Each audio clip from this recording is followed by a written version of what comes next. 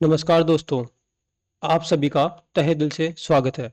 यह हमारा आज का पहला लेक्चर है, जो उन सभी विद्यार्थियों के लिए महत्वपूर्ण होने वाला है, जो आने वाले समय में एनएमएमएस एग्ज़ाम का पेपर देने वाले हैं। इस एग्ज़ाम के पाठ्यक्रम के अनुसार सबसे पहले हम कक्षा 7 की सामाजिक विज्ञान की सभी पुस्तकों को वस्तुनिष्ठ प्रश्नों के माध्यम से पढ़ेंगे एवं याद करते चलेंगे। इसी क्रम में सबसे पहले हम कक्षा 7 की सामाजिक एवं राजनीतिक जीवन भाग 2 पुस्तक को प्रारंभ कर रहे हैं। तो आइए बिना समय गवाए बढ़ते हैं। यह है हमारे कक्षा 7 की सामाजिक एवं राजनीतिक जीवन भाग 2 पुस्तक। इस पुस्तक में कुल 8 अध्याय हैं। अध्याय 1 समानता, अध्याय 2 स्वास्थ्य में सरकार की भूमिका, अध्याय 3 राज्य शासन कैसे काम करता है, अध्याय 4 लड़के और लड़कियों के रूप में बड़े होना, अध्याय 5 औरतों ने बदली दुनिया, अध्याय 6 संचार माध्यमों को समझना, अध्याय 7 हमारे आसपास के बाजार और सबसे अंतिम अध्याय है अध्याय 8 बाजार में एक कमीज। इन सभी अध्यायों को हम एक एक करके पढ़ते चलेंगे और याद करते चलेंगे, और प्रत्येक वीडियो लेक्चर में हम 2 अध्याय को कंप्लीट करेंगे। तो आइए सबसे पहले हम हमारे अध्याय 1 के बारे में बात करते हैं, जिसका नाम है समानता। पहला प्रश्न है, एक लिखित दस्तावेज जिसमें देश की जनता एवं सरकार के द्वारा पालन किए जाने वाले नियमों और अधिनियमों का संकलन होता है, उसे क्या कहते हैं? ऑप्शन ए विधेयक, ऑप्शन बी दस्तावेज, ऑप्शन सी संविधान, ऑप्शन डी पुस्तक। तो इसका सही आंसर हो जाएगा ऑप्शन सी संविधान। यानी संविधान एक लिखित दस्तावेज होता है जिसमें देश की जनता एवं उस देश की सरकार के द्वारा पालन किए जाने वाले नियमों, अधिनियमों, सिद्धांतों का संकलन होता है, और उसके माध्यम से ही उस देश का शासन संचालित किया जाता है। उसे क्या कहते हैं? हम संविधान कहते हैं। अगला प्रश्न है, हमारे भारत देश का संविधान देश के सभी व्यक्तियों को क्या मानता है? ऑप्शन ए असमान, ऑप्शन बी समान, ऑप्शन सी अमीर, ऑप्शन डी गरीब। तो इसका सही आंसर हो जाएगा ऑप्शन बी समान। हमारे भारत देश का संविधान देश के सभी व्यक्तियों को समान मानता है। ठीक है। अगला प्रश्न है, खालिस्तान हमारे लोकतंत्र का आधार स्तंभ है और हम अपने निर्वाचित प्रतिनिधियों के माध्यम से उसमें प्रतिनिधित्व पाते हैं। ऑप्शन ए नगर पालिका, option B print media, option C संसद, ऑप्शन डी न्यायपालिका। इसका सही आंसर हो जाएगा संसद।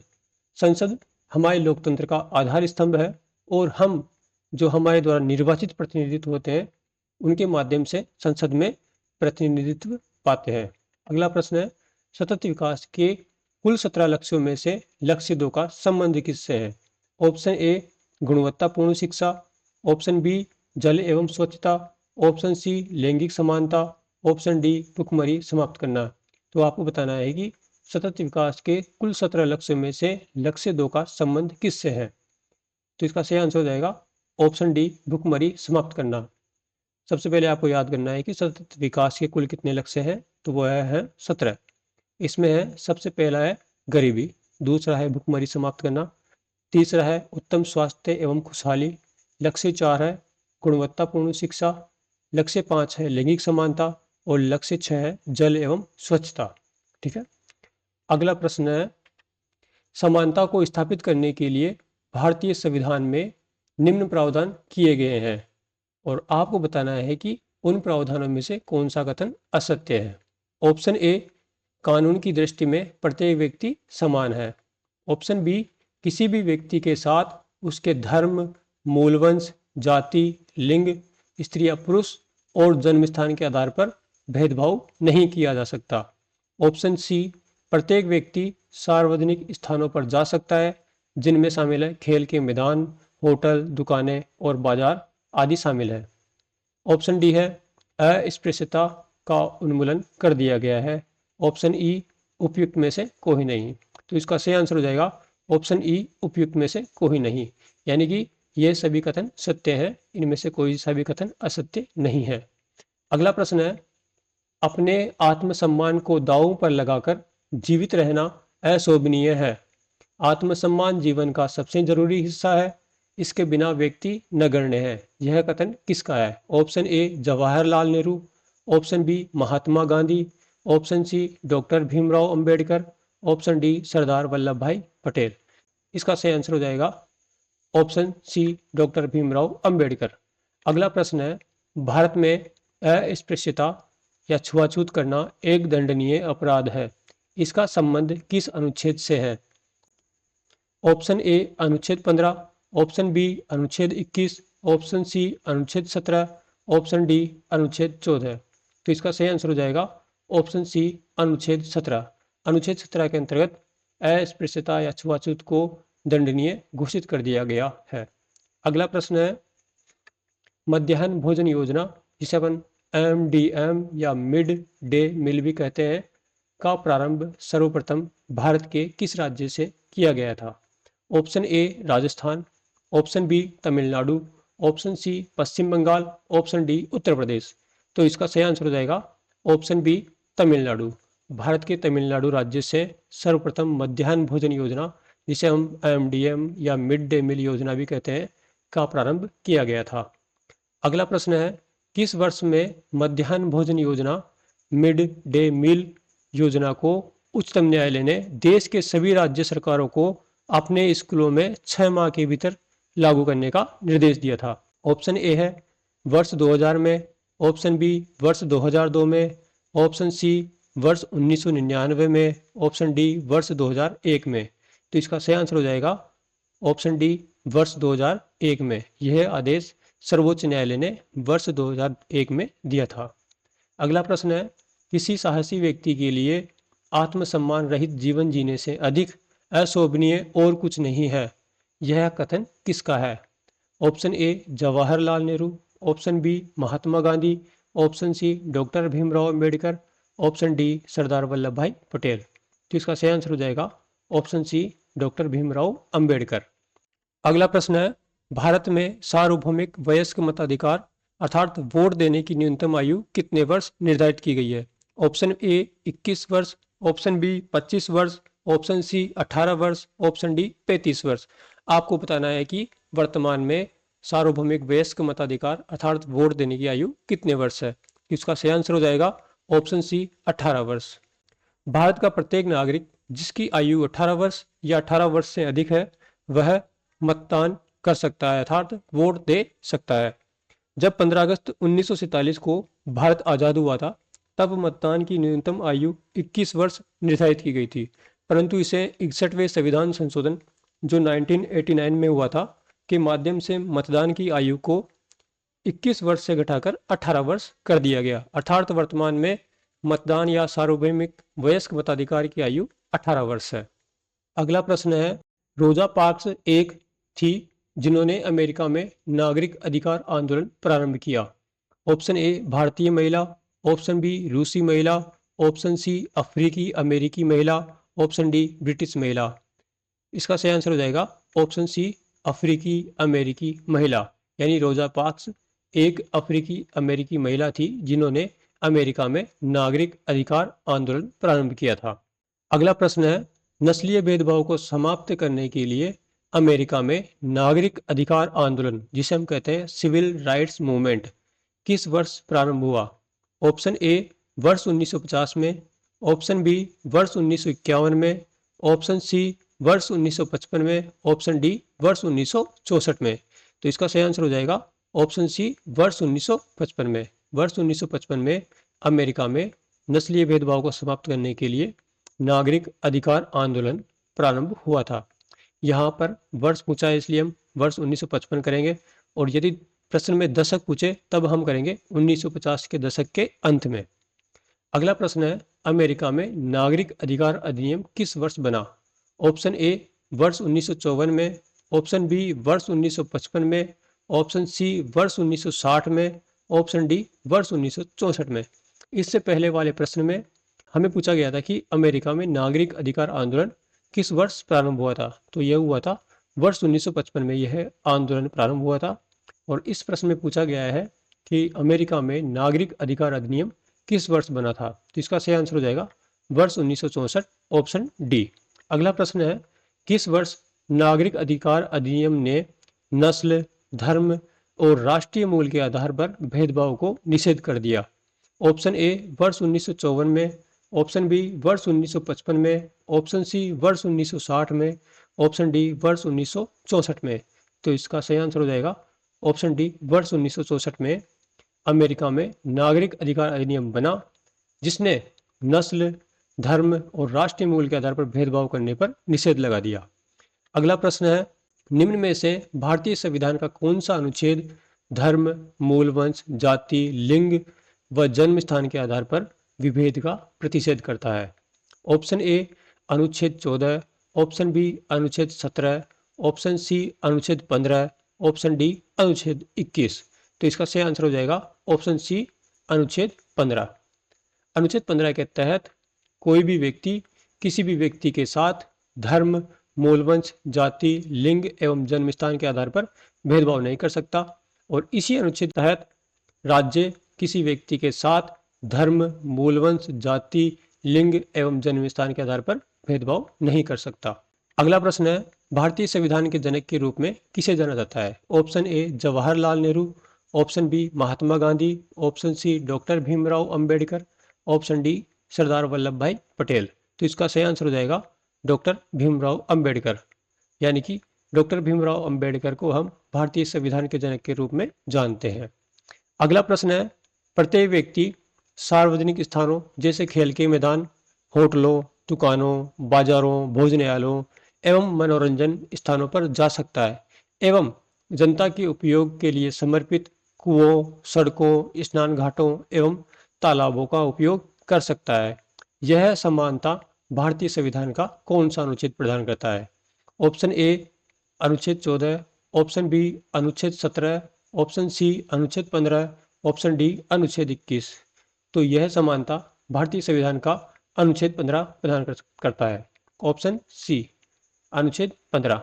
अगला प्रश्न है, भारत में मिड डे मील व्यवस्था किसके फलस्वरूप प्रारंभ हुई थी? ऑप्शन ए व्यक्तिगत याचिका, ऑप्शन बी जनहित याचिका, ऑप्शन सी गैर सरकारी संगठन, ऑप्शन डी उपरोक्त सभी। तो इसका सही आंसर हो जाएगा जनहित याचिका, ऑप्शन बी। भारत में जनहित याचिका के माध्यम से मिड डे मील की व्यवस्था प्रारंभ हुई थी। अगला प्रश्न है, भारतीय संविधान का कौन सा अनुच्छेद अस्पृश्यता, जिसे हम छुआछूत भी कहते हैं, को समाप्त करने से संबंधित है? ऑप्शन ए अनुच्छेद 17, ऑप्शन बी अनुच्छेद 18, ऑप्शन सी अनुच्छेद 15, ऑप्शन डी अनुच्छेद 16। तो इसका सही आंसर हो जाएगा ऑप्शन ए अनुच्छेद 17। अगला प्रश्न है, स्वतंत्रता के बाद मताधिकार की न्यूनतम आयु कितनी रखी गई थी? ऑप्शन ए 18 वर्ष, ऑप्शन बी 21 वर्ष, ऑप्शन सी 25 वर्ष, ऑप्शन डी 30 वर्ष। आपको बताना है कि स्वतंत्रता के बाद भारत में मतदान की आयु कितने वर्ष रखी गई थी, और अभी थोड़ी देर पहले यह प्रश्न भी हमने हल कर लिया है। इसका सही आंसर हो जाएगा ऑप्शन बी 21 वर्ष। और वर्तमान में मतदान या सार्वभौमिक मताधिकार की आयु कितनी वर्ष है? वह है 18 वर्ष।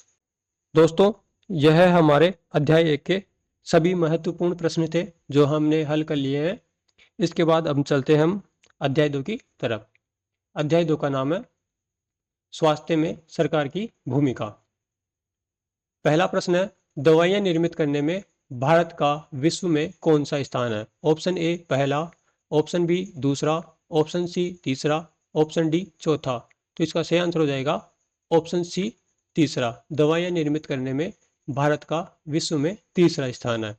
अगला प्रश्न है, जो बीमारियां एक व्यक्ति से दूसरे व्यक्ति में भोजन, जल, हवा आदि माध्यमों से फैलती है, उन्हें क्या कहते हैं? ऑप्शन ए वंशानुगत बीमारियां, ऑप्शन बी शारीरिक बीमारियां, ऑप्शन सी न्यूनताजन्य बीमारियां, ऑप्शन डी संचारणीय बीमारियां। तो इसका सही आंसर हो जाएगा ऑप्शन डी संचारणीय बीमारियां।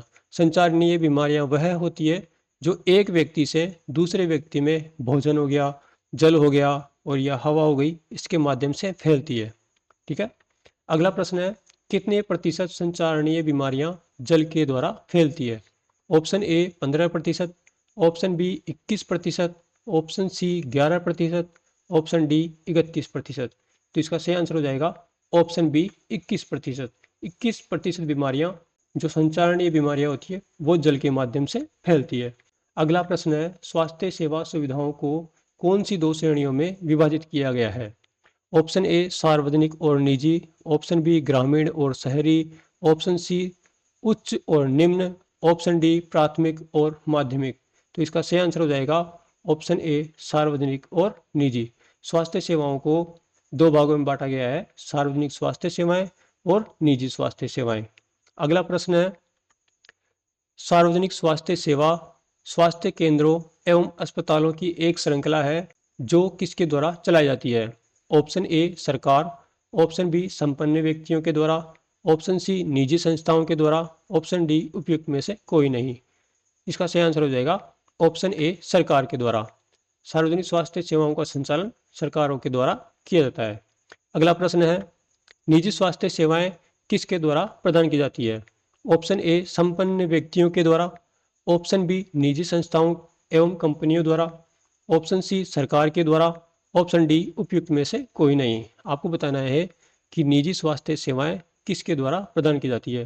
तो इसका सही आंसर हो जाएगा ऑप्शन बी निजी संस्थाओं एवं कंपनियों के द्वारा निजी स्वास्थ्य सेवाएं प्रदान की जाती है, ऑप्शन बी। अगला प्रश्न है, जहां तक संभव हो प्रत्येक चिकित्सक को औषधियों के कौन से नाम ही उपचार पर्ची में लिखने चाहिए? यानी कि जब हम दवाइयाँ लेने जाते हैं तब डॉक्टर को उस पर्ची में कौन से नाम दवाइयों के लिखने चाहिए? ऑप्शन ए हिंदी नाम, ऑप्शन बी जेनेरिक नाम, ऑप्शन सी उर्दू नाम, ऑप्शन डी अंग्रेजी नाम। तो इसका सही आंसर हो जाएगा ऑप्शन बी जेनेरिक नाम। अगला प्रश्न है, निम्नांकित में से हमारा अच्छा स्वास्थ्य किस पर निर्भर करता है? ऑप्शन ए पौष्टिक भोजन पर, ऑप्शन बी प्रदूषण रहित वातावरण पर, ऑप्शन सी स्वच्छ पीने के पानी पर, ऑप्शन डी उपयुक्त सभी पर। तो इसका सही आंसर हो जाएगा ऑप्शन डी उपयुक्त सभी पर। हमारा अच्छा स्वास्थ्य पौष्टिक भोजन, प्रदूषित रहित वातावरण, स्वच्छ पीने के पानी, इन सभी पर निर्भर करता है। अगला प्रश्न है, हमारे भारतीय संविधान के अनुसार लोगों के हित को सुनिश्चित करना और सबको स्वास्थ्य सेवाएं प्रदान करना किसका प्राथमिक कर्तव्य है? ऑप्शन ए सरकार का, ऑप्शन बी संपन्न व्यक्तियों का, ऑप्शन सी निजी संस्थाओं का, ऑप्शन डी उपयुक्त में से कोई नहीं। तो यह दायित्व बनता है सरकार का, ऑप्शन ए इसका सही आंसर हो जाएगा। अगला प्रश्न है, लोकतंत्र में लोगों की यह अपेक्षा रहती है कि उनके कल्याण के लिए कार्य करें। इस खाली स्थान में क्या आएगा आपको बताना है। ऑप्शन ए है संपन्न व्यक्ति, ऑप्शन बी निजी संस्थाएं, ऑप्शन सी निजी चिकित्सक, ऑप्शन डी सरकार। तो इसका सही आंसर हो जाएगा ऑप्शन डी सरकार। लोकतंत्र में लोगों की यह अपेक्षा सरकार से रहती है कि सरकार उनके कल्याण के लिए कार्य करे। अगला प्रश्न है, यदि कोई अस्पताल किसी व्यक्ति को समय पर चिकित्सा उपचार प्रदान नहीं कर सकता तो यह किस अधिकार का उल्लंघन हुआ है? ऑप्शन ए चिकित्सा उपचार का अधिकार, ऑप्शन बी सूचना का अधिकार, ऑप्शन सी स्वास्थ्य का अधिकार, ऑप्शन डी जीवन का अधिकार। यानी कि जब भी कोई दुर्घटनाग्रस्त आदमी अस्पताल में आता है तब अस्पताल का पहला दायित्व कौन सा बनता है? तो इसका सही आंसर हो जाएगा ऑप्शन डी जीवन का अधिकार। यानी अस्पताल सबसे पहले उसके जीवन की रक्षा करेगा। ठीक है।